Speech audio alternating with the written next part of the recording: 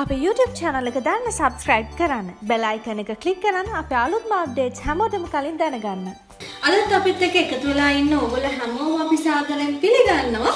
අද අපි හදන්න යන්නේ breakfast එකකට කොහොමද පාන් හදාගන්නේ කියලා. ඉතින් අපි bread pockets හදාගෙන තියෙනවා. ඒ වගේම තවත් පාන් වලින් උදෑසන ආහාරයක් හදාගෙන තියෙනවා. ඉතින් අපි බලමු මේ දේවල් හදන්න අපිට මොනවද වමනා කරන්න කියලා. අපිට පළවෙනියටම පාන් වමනා වෙනවා. මම සෑන්ඩ්විච් පාන් පාවිච්චි කරනවා මේකට. ඒ වගේම ඔයගොල්ලෝ කැමති ඉන්ස්ටන්ට් නූඩල්ස් වර්ගයක් ඔයගලන්ට පාවිච්චි කරන්න පුළුවන්. මම නූඩල්ස් එකක් හදාගෙන තියෙනවා. මේක හදාගද්දි හුඟක් පොඩිවට කඩාගෙන නූඩල්ස් එක පොඩි කෑලි වෙන්න කඩාගෙන තමයි හදාගන්න ඕන. ඒ වගේම අපිට බටර් වමනා වෙනවා. බටර් හරි මාගරින් හරි ඔයගලන්ට පාවිච්චි කරන්න පුළුවන්. ඒ වගේම බිත්තර වමනා වෙනවා අවශ්‍ය ප්‍රමාණයට. ඉතින් මෙන්න මේ දේවල් තමයි අපේ බ්‍රෙක්ෆාස්ට් එක හදාගන්න වමනා වෙන්නේ. අපිට මේක ස්නැක් එකක් විදිහට පාවිච්චි කරන්න පුළුවන්. ඉතින් අපි බලමු කොහොමද මේක හදාගන්නේ කියලා. අපි දැන් මාගරින් ටිකක් අරගෙන පාන් පෙති දෙකේ බොහොම ටිකක් ගාගන්නේ. මොකද අපි මේක රත් කරගන්න තමයි අපිට මාගරින් වමනා වෙන්නේ. පාන් පෙත්තේ එක පැත්තක තමයි අපි මාගරින් ගාගන්නේ.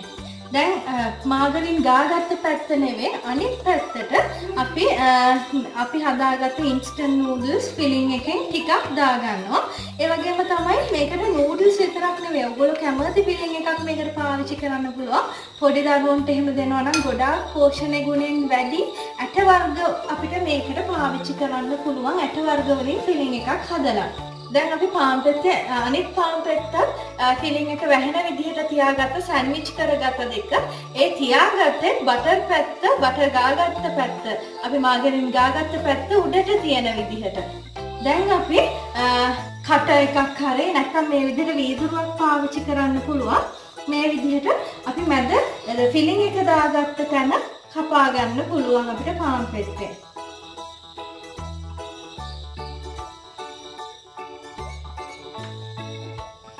මේ විදිහට තමයි අපිට අපේ බ්‍රෙඩ් පොකට් එක හැදෙන්නේ. අපි මේක දැන් ටෝස්ට් කරගන්න ඕන. අපි මේක තියලා තව ටිකක් මේ විදිහට හදාගමු. ඉතින් මේ තියෙන්නේ අපි හදාගත්ත අපේ බ්‍රෙඩ් පොකට් ටික. මේ ටික අපි පෑන් එක පොඩ්ඩක් ෆ්‍රයි කරගන්න ඕන. අපි බලමු කොහොමද මේක ෆ්‍රයි කරගන්නේ කියලා. අපි පෑන් එකක් රත් වෙන්න තියලා අපේ මැගී පොකට්ස් මේ විදිහට රත් වෙච්ච පෑන් එකේ තියලා ටිකක් අපි මේ ටික රෝස්ට් කරගමු.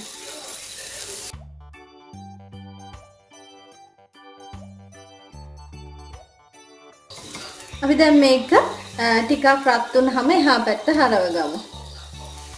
දැන් ඔයගලන්ට පේනවා මේක golden brown color එකකට හැංගිලා තියෙනවා. අපි ගොඩාක් රත් කරගන්න ඕනේ නැහැ මේක.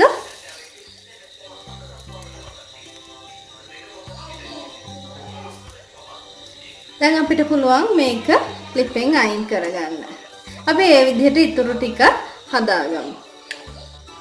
ඔන්න දැන් අපේ මේ ඉතුරු වෙච්ච වාඩි ටිකනොත් අපි අපේ කෑමක් හදන්න යන්නේ බ්‍රෙක්ෆාස්ට් එකක් හදන්න යන්නේ. අපි බලමු කොහොමද ඒක හදාගන්නේ කියලා. අපි බටර් ටිකක් දාගත්ත පෑන් එකට අපේ අර කපල ඉතුරු වෙච්ච අපේ වාටිය අපි මේ විදිහට දාගනවා. වාටි දෙකක් අපි එකපාර දාගන්නවා. ඊට පස්සේ ටික වෙලාවක් ගියාම අපි බිත්තරයක් ඉස්සරම පොඩ්ඩක් දාගන්නවා බිත්තරේ. ඒක කරවෙන්න තමයි ඉතුරු ටික දාගන්නේ. දැන් අපි ඉතුරු ටිකක් බිත්තරේ දාගමු.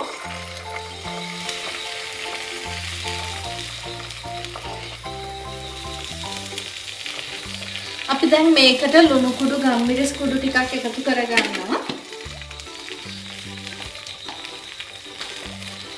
ලුණු කුඩු ටික. ඒ වගේම අපේ රසයේ ප්‍රමාණයට ගම්මිරිස් කුඩු ටික.